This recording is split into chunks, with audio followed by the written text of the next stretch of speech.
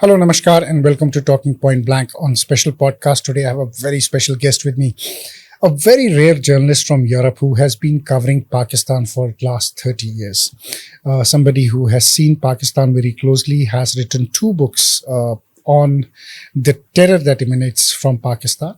She has written extensively a book on Balochistan, and her latest book is on, guess what, the Pulwama aftermath, Balakot. So, Francesca Marino, welcome to the show. Thank you for taking out the time. Really honored. Thank you. So, tell me, I'll start from your book. Yes. And something I found very interesting. But I've written three books. Sorry, I have the not read The previous it. one was called Apocalypse Pakistan. Oh, yes. That's the third book she has written. I had read two. I'm going to get the third one as well. I missed that one. I'm sorry. So, I will start from your interview to Musharraf. That's where I would like to start in your book, because that's a very interesting,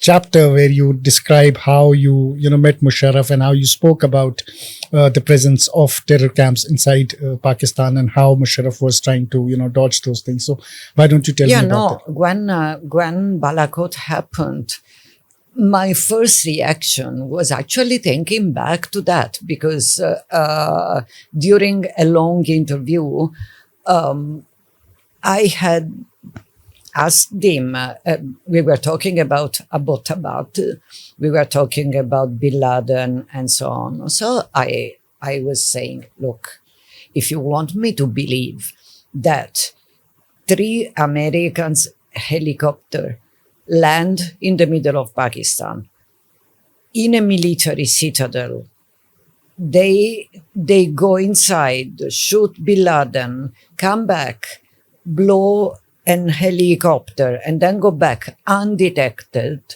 I said, well, if you say this is true, God help you if India one day decide to do the same. So that reminded me a lot. So what Musharraf was saying was, India will never have the guts to do it. And then was giving an explanation. Afghanistan is considered a friendly border. We don't have so much troops and things displayed there because it's a friendly border. The bulk of our defense is on the border with India. Well, apparently it wasn't, because they did Balakot and now they did it again with operationsindoor. Again, undetected. So, when you talk about Balakot, there's a lot there which is was to be a desired. joke going on at the Abbottabad time in Pakistan. The joke was, looking for selling a radar. It cannot detect helicopters, but it takes Star TV. Yeah, and you mentioned that in your book as well. So that is an interesting joke. And apparently their radars, again, they catch Star TV. But So did somebody sell them a dish antenna saying that they are radars? Did Pakistanis actually bought the dish antennas? or maybe they are Chinese copies. The bulk of equipment is Chinese. Anyway, we saw it in Operation Sindoor also. The Chinese air defense just packed up, didn't work at all. Yes. We destroyed it. So, from your book, you explain how Pakistan basically went from a denial mode to saying something happened, to then again, bringing in the foreign media much later to show the world that nothing had happened. And Hamid Mir is somebody who was driving the narrative. Crows and trees. Yeah, so Crows and Trees was basically Hamid Mir's narrative. Yeah. So how did you see that from a very different perspective, and what happened on the ground? I started following it since the beginning. As I say in the book, it started with my friend Praveen Swami, who's a colleague and a very well-known journalist, calling me in Italy, middle of the night, saying, we attacked. I say, who, where, Balakot? And he said, because he knows I have lots of contacts, so he said, start asking your contacts if Something happened. If you find out you can find out something. So I started immediately to follow whatever news was coming out, official or unofficial, social media, and so on. And when you put everything together, there's been a moment of they did not know what to say. They denied. First they said yes, then they denied. Then they said yes, it happened, but they did not hit the target. Then they said yes, it happened. They did not hit the target. They hit it partially, but it's not a terrorist camp. It's a school. Is a Madrasa, a seminar. Is a Seminary, madrasa. sorry. Is a seminar.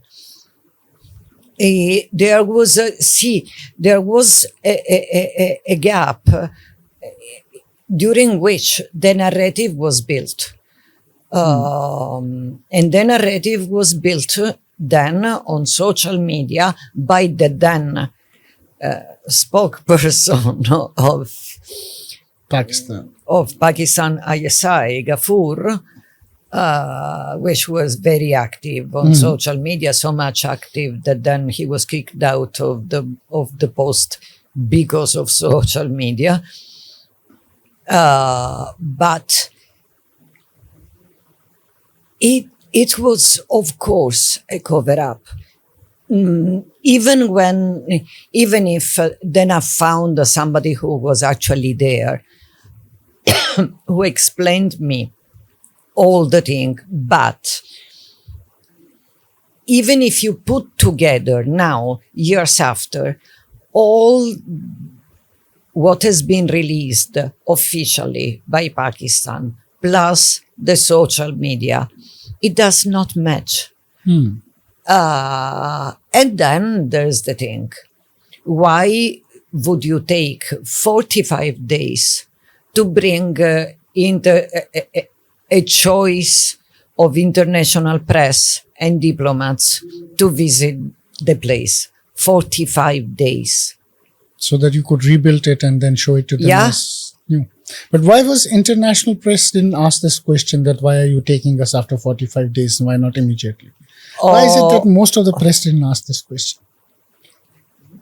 Because according to you, why they carefully choose the international press to go there? Because all journalists who does not ask questions, or at least not difficult ones, the correspondents abroad, especially in Pakistan, they have to stay there. Right. They perfectly know if they ask real questions or tough questions, something really bad is going to happen.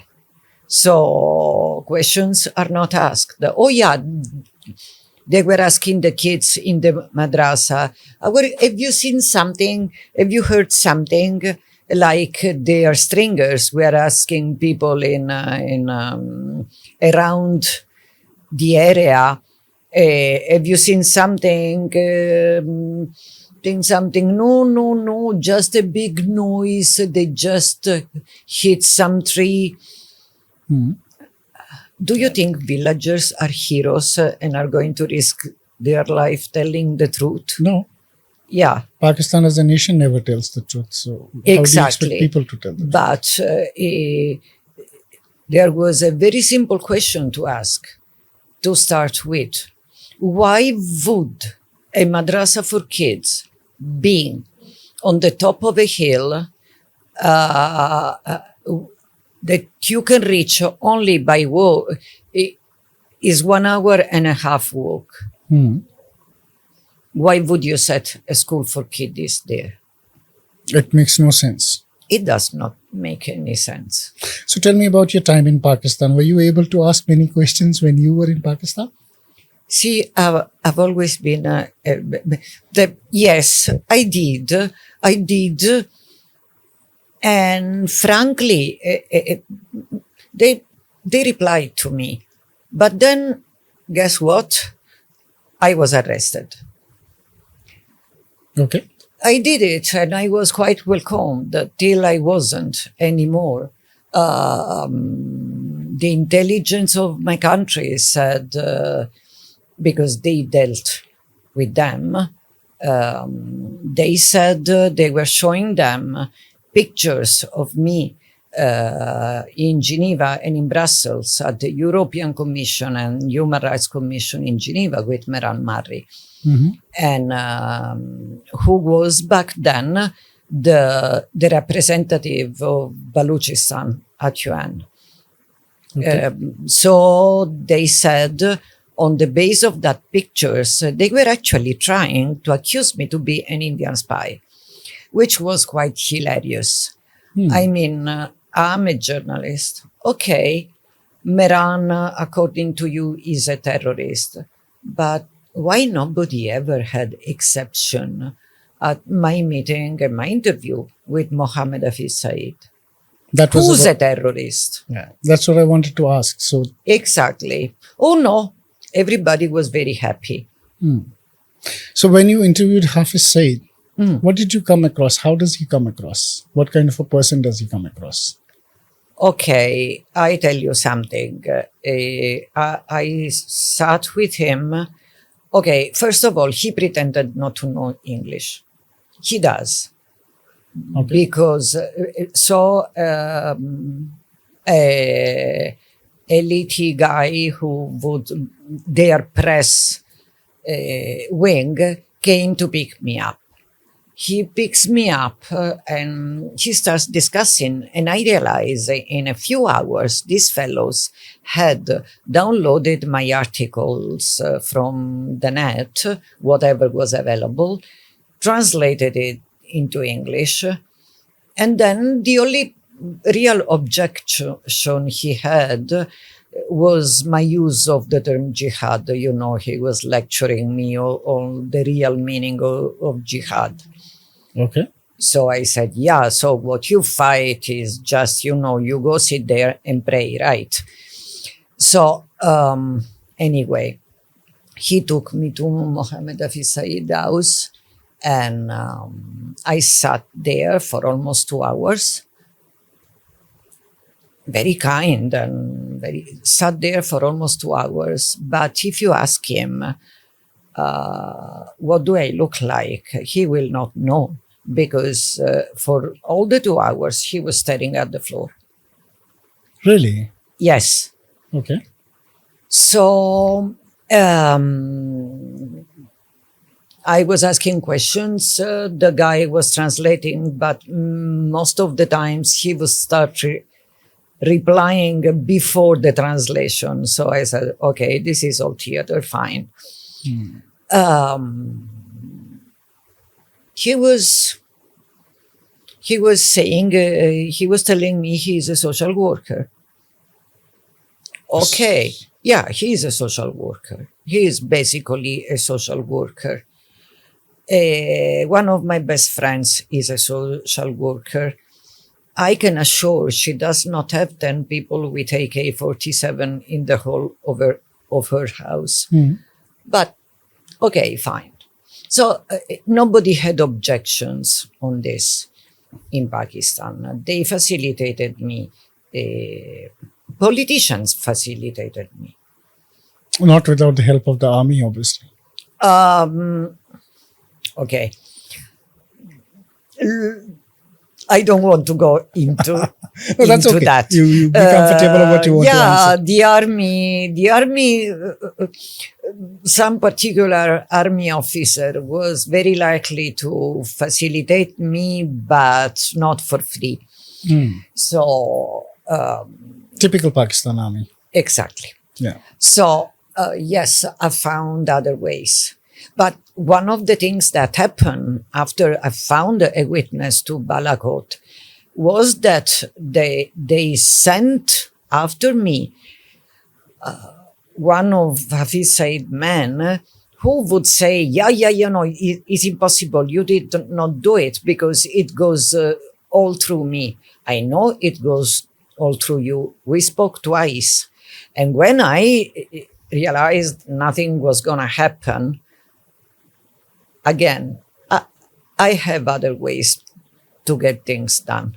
True. As a journalist, we have multiple Yep. ways to get things done. I mean, I don't need you.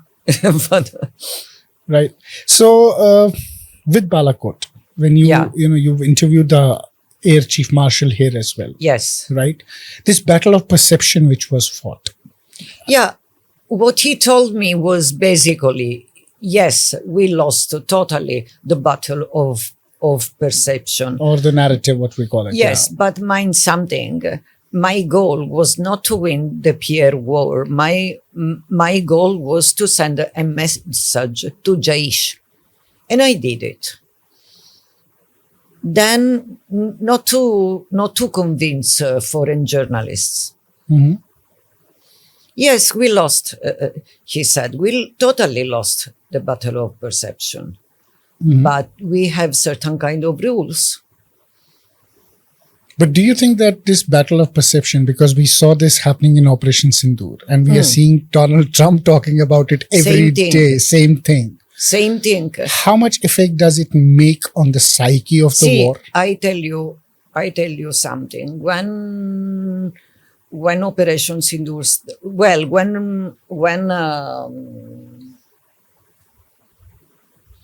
when the terrorist attack happened, people was asking me in Italy, what do you think will happen?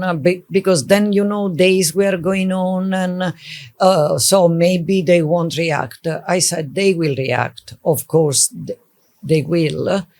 And there must be something that, unlike Balakot, cannot be denied. So it has to be something big enough that cannot be denied, and not big enough to start a war. So it happened, and of course could not be denied. But in that case, the PR war started modeled on the Gaza Yes. model. So it is not by they hit civilians, they kill women and children. Again, Bahawalpur, the thing is a masjid. There were women and children at night. Really. Women cannot even walk in during the day. So it started, but because that narrative had been set by the terrorists themselves. See, that was very important, and I don't think so many people have realized the kind of shift in narrative. Because for the first time, yes, they on purpose target civilians. And that was justified using a narrative which is typical of Palestinians. These are not civilians. This is how the 7th of October has been justified. These are not civilians. These are settlers and colonizers. Same thing happened in Kashmir. Exactly. Yeah. Same thing happened. They are playing that narrative there slowly. Yes. Yeah. And the counter narrative was the same. There are no terrorist camps. They killed only civilians. Then the other issue is why? Why at an international level, Pakistan's words, where Pakistan has been defined the most dangerous country in the world, we all know, of course, all the terrorists are either born and bred there or they are being trained there. We all know, but Pakistan's words are always taken at face value. And why is that? India has to prove each time, each single word. Why is that? But one you have to prove, and I understand in Balakot, Francesca. No, nobody. Who asked the Americans to prove? Osama bin Laden is dead. Yes, There is no body, exactly. no Who photograph. asked the proofs on the death of Zawahiri? No, nothing. Exactly. So, but here is the comparison, and what I'm trying to say. Balakot, okay, because no reels came out, no bombings happened. But when Operation Sindoor happened, Pakistanis themselves were uploading all the explosions which are happening in Pakistan. So it was very easy for Western media to look at what has happened and get the information and confront Pakistan saying you are lying, because your own people have put out videos of Indian attacks on different parts in Pakistan. Yet they turned a closed eye to it, and they No, asked but they India, were "Where not is the-" denying this time that happened. They just said you killed civilians. Mhm. They were not denying. Yes, then from both sides. It's at the point I spent a night awake checking what was going on because was a fight between who would say the biggest outrageous thing. Yes, outrageous thing. It was like Star Wars had started. So leaving that alone, they never denied it was happening.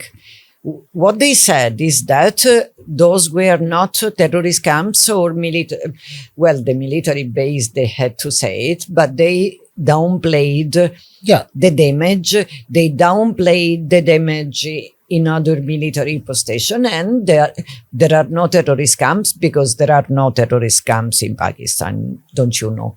So they're all social welfare camps. Yeah. No, there are no terrorist camps. Then Masood Azhar goes to celebrate funerals for the 10 members of his family dead, which, by the way, those are not civilians, because there are no civilians in the Azhar family. All of them. Okay, maybe the little kid is but as soon as they come of age, they are employed in the family enterprise. So he appears celebrating the funeral for the members of his family. Again, is Masood Azhar, is Jaish-e-Mohammed, is an international terrorist and an international organization.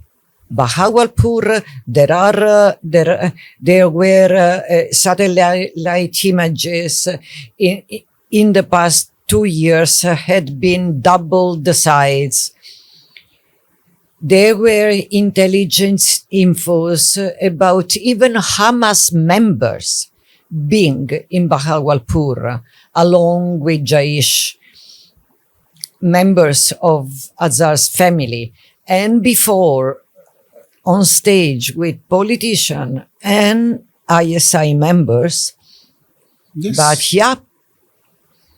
for some reason, the Pakistani official version always goes through.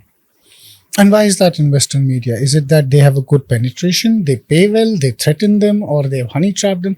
What is the modus operandi of ISI that the Western media buys their narrative? First of all, in this particular moment, it goes into the mainstream of the Gaza narrative. Okay. So it goes to, and then they are smarter. They think for PR, not just when an event happens. They do it.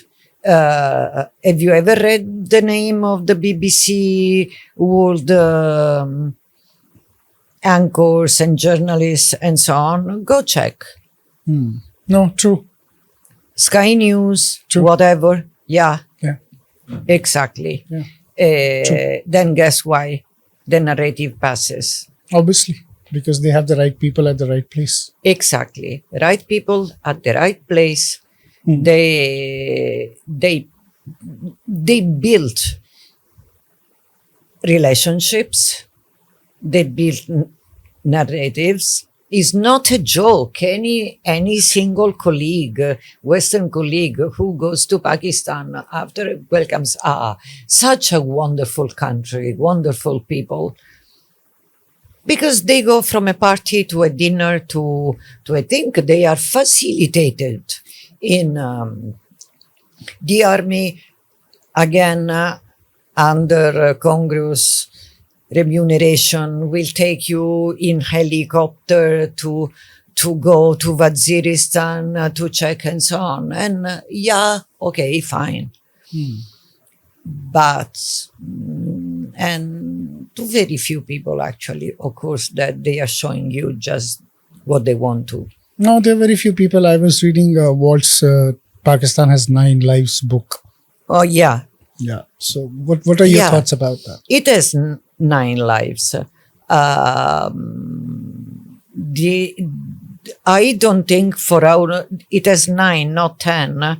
And if they go on like this, the 10th life will be the right one, because it's imploding. I mean, you cannot keep your own people. You cannot go on killing your own people. You cannot go on killing Baluch. You cannot go on killing Pashtun, Sindh, people in Gilgit-Baltistan. But that is what they're doing right now, no? Yeah. They're killing terror everybody. rule. It started in Balochistan. They are applying the same recipe everywhere now. It's a couple of years, but it cannot go on. So what do you think, you've written in your book, and this is information which is out as well. I also wrote about it in one of my articles, that when Taliban came in power, Masood Azhar went to to Afghanistan, and then they wanted to set up camps, and you say that they have set up camps in Nangarhar. Yeah. Right. That was before Taliban came into power. Yes. How do you see the Jaish-e-Mohammed operations in Pakistan and in Afghanistan, and the relation with Taliban? Does it affect Pakistan ISI or does it not affect Pakistan ISI? Because it's a complex situation. See,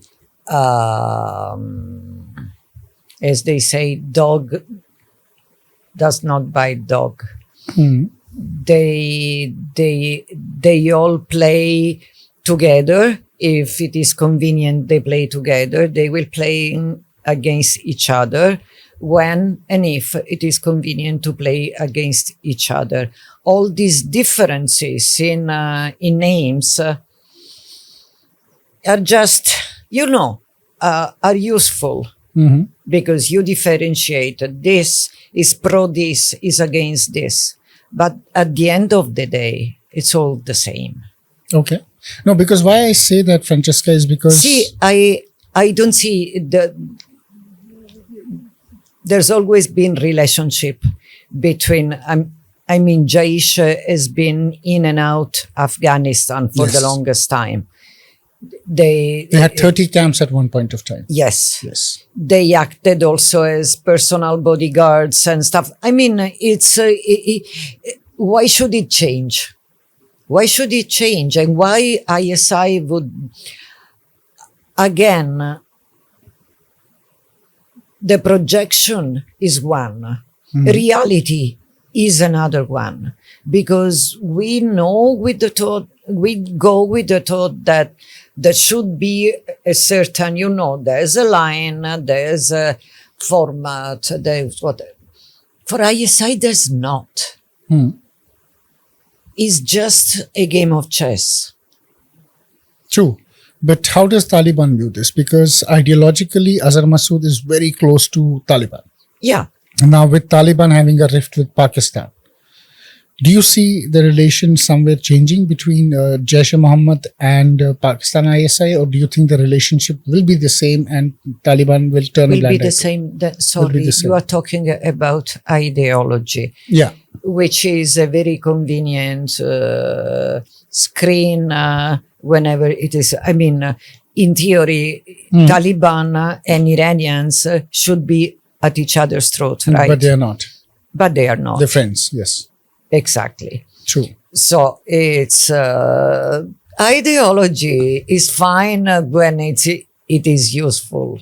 Then, yes, when there's not a common enemy, they can and they will be at each other's throat. Okay. So, coming back to hafizsaeed. Did he try to change your questions? Sorry, when you were interviewing him, or was he intimidating, or was he just... No, absolutely He not. just answered them? No. He answered.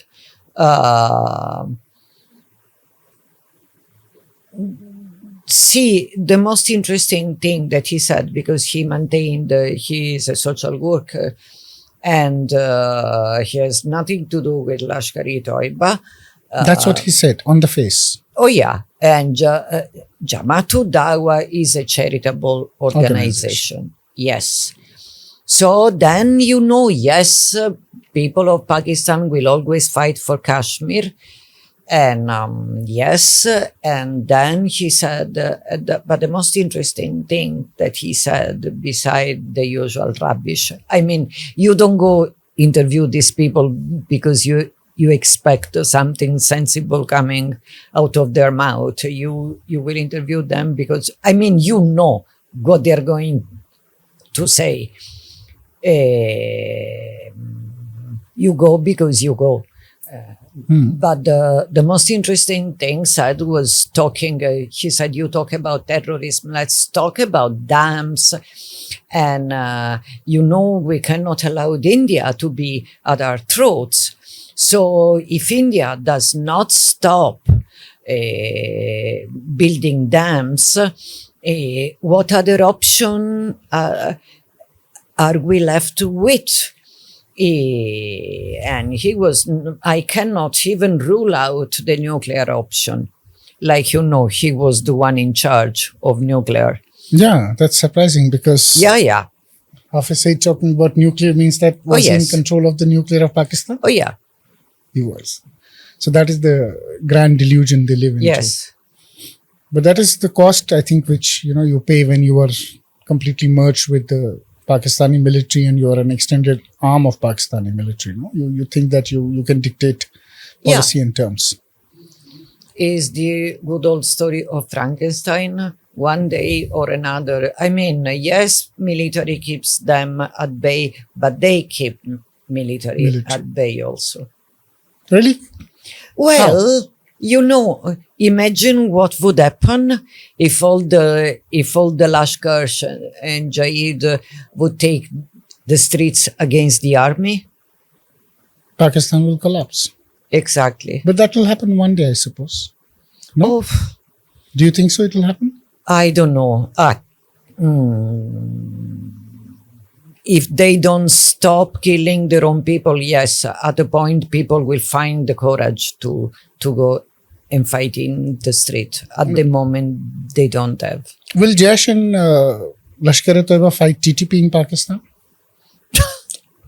Because that is what TTP is trying to do, finish off Pakistan army. Okay, see, TTP is the same of any other group. See what they did days ago in Lahore with TLP. With TLP, yes. Okay, TLP has always been the apple of their eyes, right? Yes. They were distributing money using this bunch of petty criminals, because they are petty criminals. Using this bunch of criminals to keep this or that politician at bay, or to shout jihad against the West, threatening to slaughter the French ambassador and whatever. Always been their boys. Now they started to kill their Now he's boys. an Indian agent. They're saying they found Indian money on Saad Rizvi and he's an Indian agent. Oh, yeah. Yes.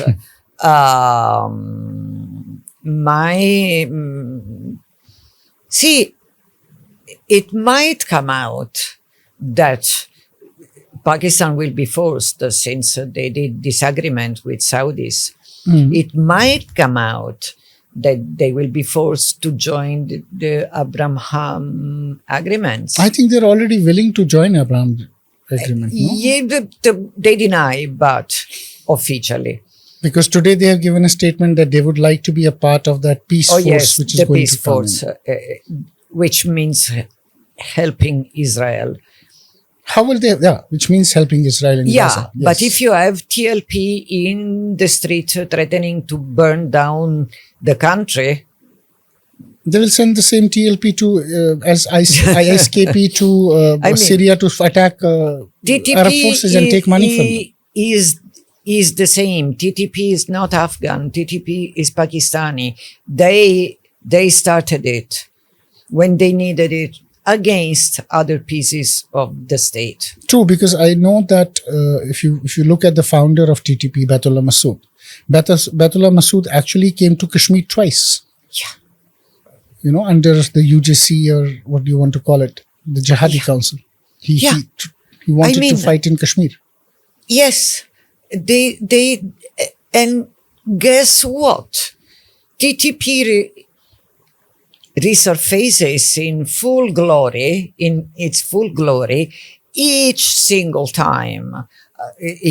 Go check the timelines. Each single time Pakistan is looking for more money, and it has to push the narrative that Pakistan is the first victim of terrorism. TTP blasts some odd something, soldiers, whatever. So you think that what is happening in Khyber Pakhtunkhwa? I mean, do you think, have you seen other terrorists in Pakistan? Well, that they consider terrorists. No, only TLP is now terrorist, and TTP and BLA. Beside BLA. Yeah, rest nobody is a terrorist in Pakistan. Rest all are. Exactly. Yeah. So do you see Afghanistan-Pakistan relations? How do you see them, and where do you see what is going to happen between the two? Because a lot of things are happening on that front. Oh yeah. So now suddenly Taliban are in India stooge. Yes. Which is hilarious. Is fantastic. Doesn't the world media laugh about this? Because till 2021, Imran Khan was celebrating, ISI was celebrating they Taliban broke as the shackles of slavery. Yes. So was it India who helped them break the shackles of slavery in Pakistan? Of course. No. Now they are in India stooge. Mm-hmm. India is financing TTP beside BLA. I think India is financing Taliban too. But I mean, it's just hilarious. The point is, they are. I think they have been rubbing Taliban the wrong way, and also they thought they could use Afghanistan as their backyard. I mean, without even respecting a formal decency. Same thing they did in the peace talk as well. Yeah. And then yes, they could control till a certain extent Akhanis, not Akhundzada. Mm-hmm. No, absolutely not Akhundzada. So he's a Kandhari. Yeah. So but anyway, it would have been different if they were not so arrogant and aggressive. They thought, yes, we'll do whatever we want. Francesca, you are somebody who's been very passionate about Balochistan. Yeah. What do you think is happening in Balochistan? What has been happening for the past 70 years. People disappear. They are dumped in the street, dead, with signs of torture. People are illegally jailed. There's a young woman called Marang Baluch, but there are many others with Marang, jailed for no reason, without formal charges, illegally, and they are in jail. people, I mean, they have been bombing, they continuously bomb this or that area with total impunity. But yeah, they are very passionate about Gaza. Yes, they are very passionate about Gaza and the human rights violation committed over there. Yeah. Their own people can go hell. But tell me, sir, how many people do you think are missing in Balochistan? The missing Sorry, people. talking of colonial settlers. Yeah, What else is Pakistani in Balochistan? they are colonial settlers. Exactly. And how many people are missing there? The number, I cannot give you a number in the order of the tens of thousands. Yeah. But nobody knows the exact number because also, of course, you have to go report police. Police will not They'll never give you any register the FIR. But what are the local numbers? The local numbers are in the order of tens of thousands. Tens of thousands. So it's Yes. it's And around 25, 30,000. in the past months is getting worse and worse and worse. Because also with the help of the fantastic Donald Trump, okay, BLA, Balochistan Liberation Army, had been declared a terrorist group years ago. Years back, yeah. Yeah. Now The Majid Brigade. he put that weight on it and declared also the Majid Brigade, which is not a different group, is just the suicide wing of BLA. And there are girls also in it. Yes. So the point is, which is astonishing because US has been refusing for years and UN has been refusing for years to declare international terrorists, real terrorists. So now Americans are declaring international terrorists. This means giving a free hand to Pakistan. A further free hand. The only group which actually does not have an international agenda, which is not a jihadi group, and whose only agenda is to free Balochistan, which we said is an illegally occupied country. But, there is a silver lining every time US goes and labels somebody international terrorist group. Sometime in future, they come in power. Now look at Taliban, look at AQI in this Jolani in Syria. Oh, God. Well, I mean, reasoning very coldly, yes, might be a silver lining, but there's people there.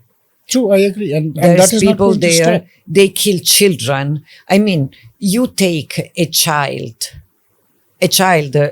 8, 10 years old child, just because he's the brother or the son of, because they say no BLA fighters, no professors, students, intellectuals.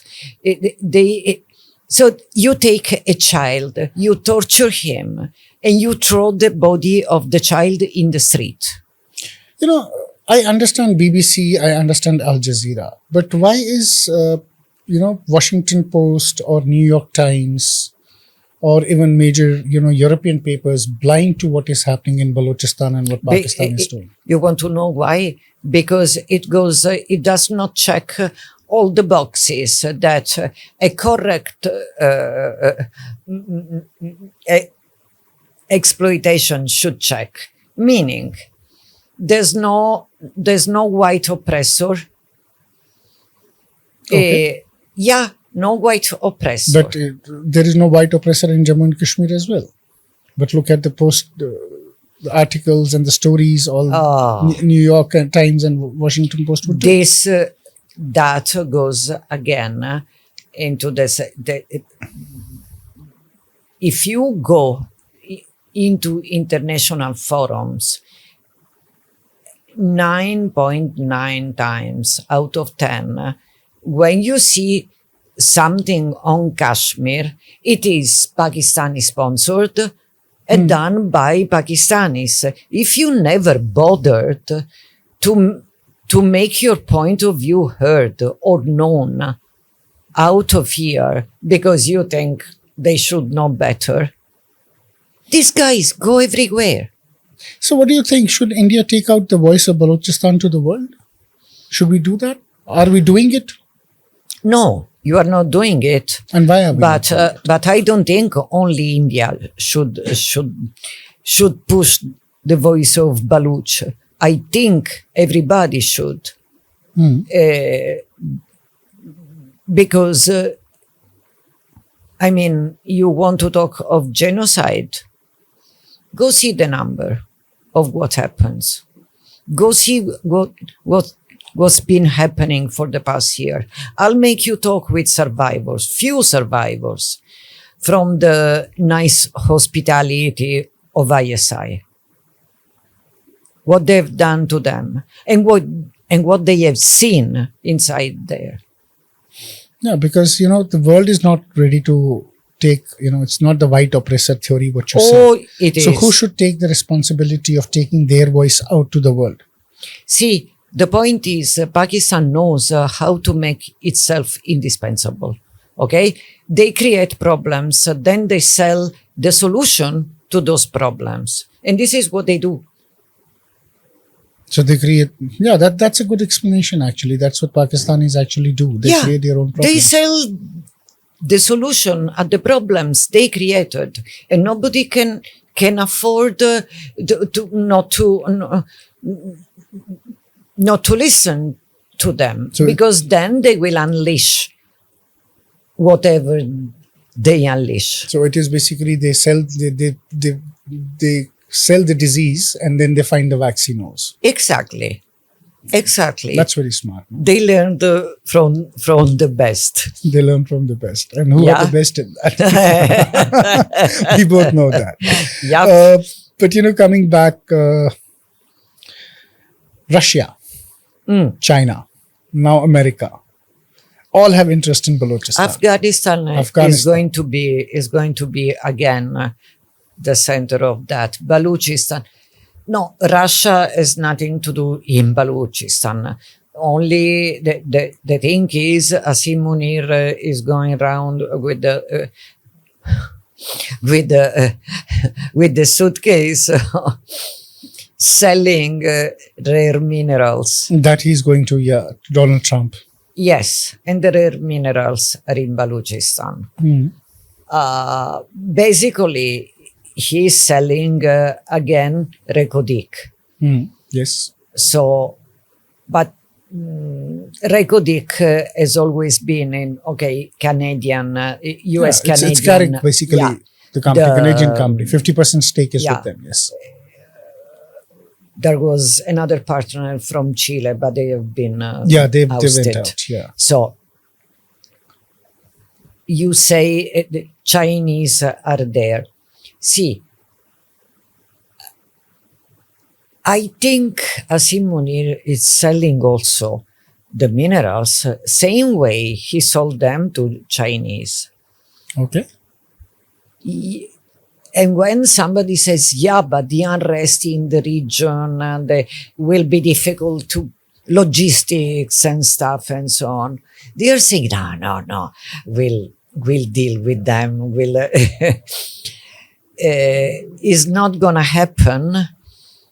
But I don't think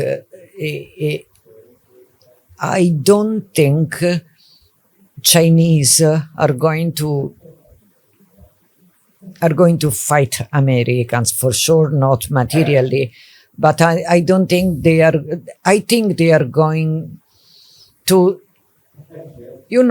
they will divide areas of influence. So will they punish Pakistan? If they don't fight America, will they punish Pakistan? See, you forget one thing. Pakistan has been given a clean sheet to fight and kill Baluch, declaring BLA an international terrorist organization. So things will get worse for Baluch. But you say that, Afghanistan is something which is going to erupt again. What is your assessment? Why do you think it is going to be Afghanistan? Because Afghanistan is at the center. Afghanistan, why do you think Trump wants Bagram back? Yeah, it's fighting hard for it. Yeah.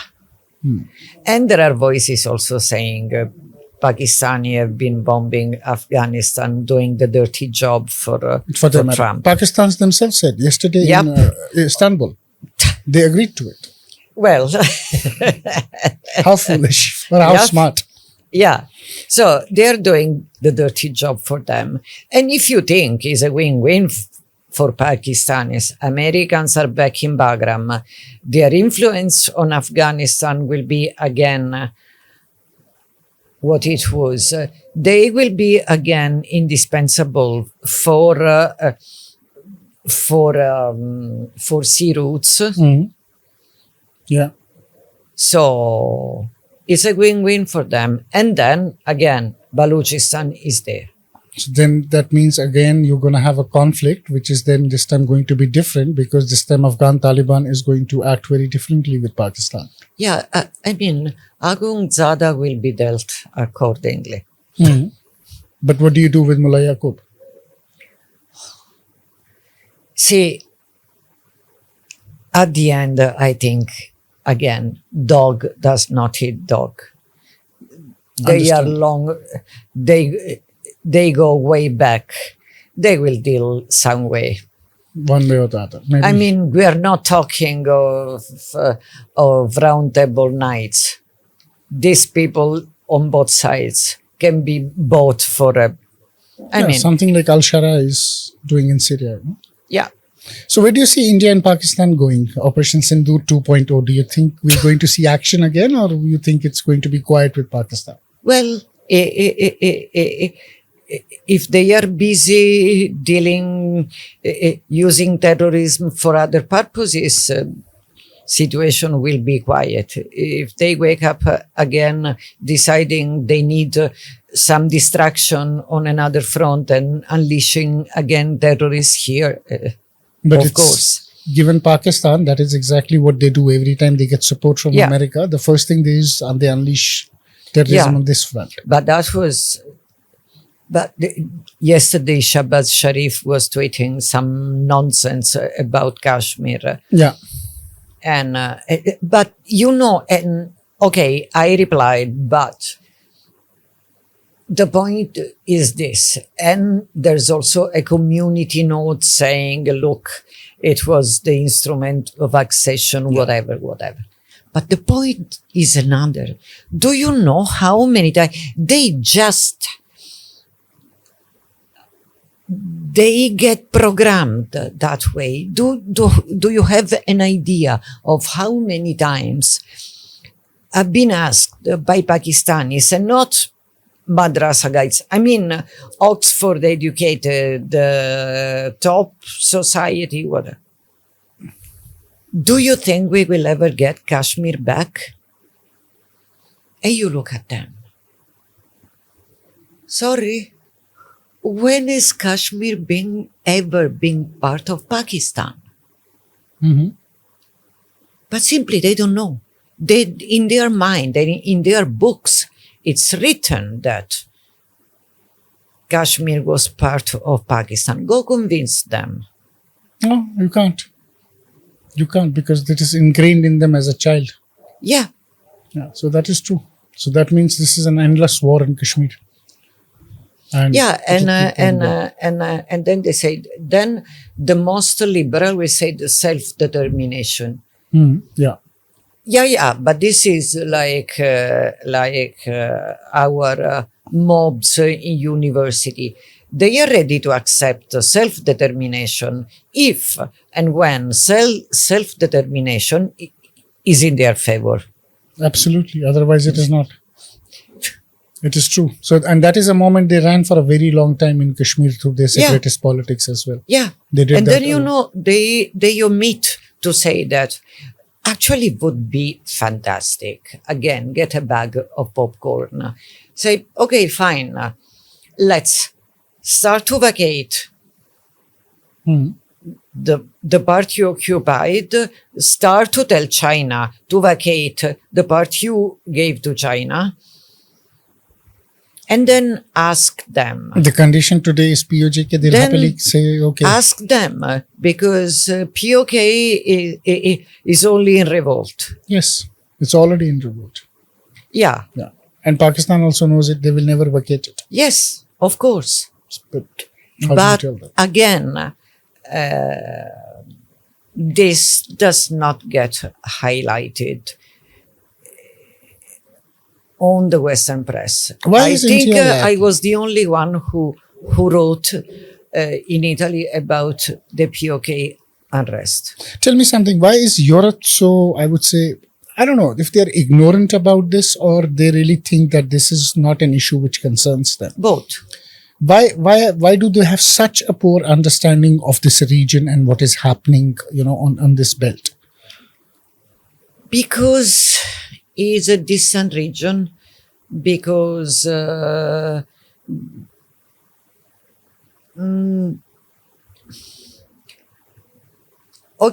because whoever comes for holidays, they come to India, but they are very oriented. They just don't care. Colleagues, 9 out of 10 will get wrapped into the expat bubble. Okay.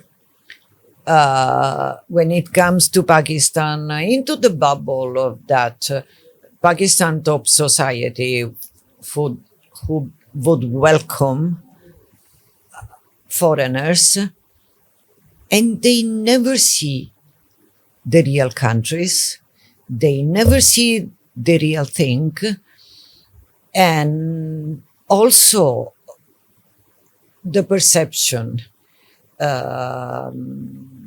I think if you go in Italy and ask an average Italian in the street, I say India, what comes to your mind? Mm-hmm. It will be yoga, Gandhiji, hippies in the 70s, if the age is You ask Pakistan, they will say Bin Laden. But it's very schematic and very... in boxes. Yeah. Mm. So they don't really know. And also the kind of news covered are just big ones. But as I said, I was the only one writing about POK unrest. What got you interested into this region when you became a journalist? Why didn't you become like other European journalists, covered Russia, covered, Gaza? Because when I came here first, it wasn't to be a journalist. Which year was that, Francesca? Leave it. Okay, that's fine. That's fine. That's a ladies' privilege, not to. Okay, but was many years ago. Okay. It wasn't because I was sent here as a journalist to cover something. Was much earlier and was for my personal interest.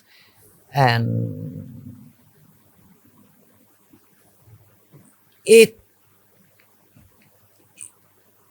I wanted to understand. Not only India, everything. Even Pakistan, even Afghanistan, even Bangladesh. I wanted to understand. So my approach to this has always been different. I've never been sent here, so go in an office, deal with this and deal with that. I was traveling. Mm-hmm. I was dealing with people, any kind of people. Then, yes, I started to write, and I am a photographer too. So I started to sell reports. But at the beginning, frankly, it was just to finance my trips. Right. So then yes, you are here, then things happen, then you start talking to people, then That is the real ground experience, how you build but up yes, understanding. my approach to this has been completely different. No, I can understand, because if you start from the ground and you Yeah. build your understanding from the ground, the approach is always very, very different. You see things in a different way. Yeah, I mean,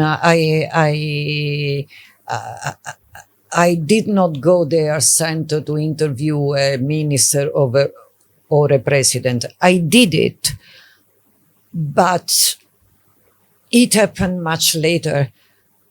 And I already knew, and it happened because I already knew so many things and so many people. So, yeah. Okay, Francesca, thank you so much for giving your time for this Thank podcast you. today. I'm Thank you really, for really having obliged. me. You're always welcome. And her book is being released in Women's Press Club on 15th in Delhi. Please, reach there, get the book on Balakot, and it's a fascinating read. She's gonna be there as well. You can get your signed copies there as well. With that, I end today's podcast. I hope you liked it. If you liked it, kindly share it with your friends and your family. Ask them to subscribe. You can also contribute by becoming members or through super chats and super thanks. If you have any questions for me or Francesca, please leave them in the comments and we will answer that to you. Till next time, thank you. Jai Hind, Jai Bharat.